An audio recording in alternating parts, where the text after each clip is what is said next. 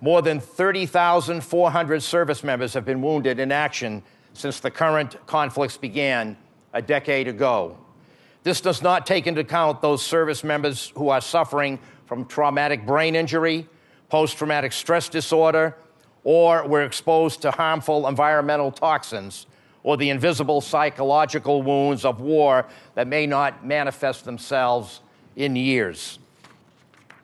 VA must aggressively research the effects of these invisible wounds on veterans.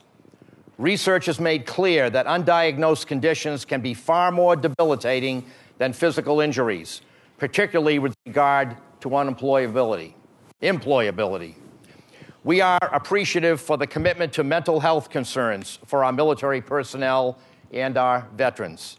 Addressing mental health concerns early can make a world of difference in the quality of life for veterans and their families.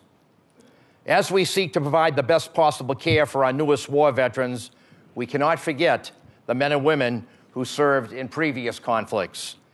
Key is access to timely mental health services for all veterans.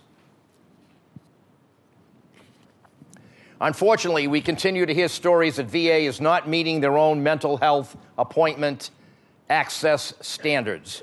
Suicide among military personnel and veterans presents the most serious challenge to VA, the Department of Defense, and the nation.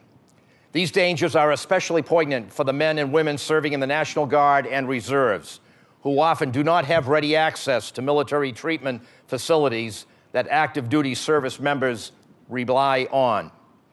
The VFW believes that all service members must have a one-on-one evaluation with a mental health professional before deploying, and then again at post-deployment at intervals experts believe best suited to identify both immediate and delayed reactions to the stresses of war and reintegration.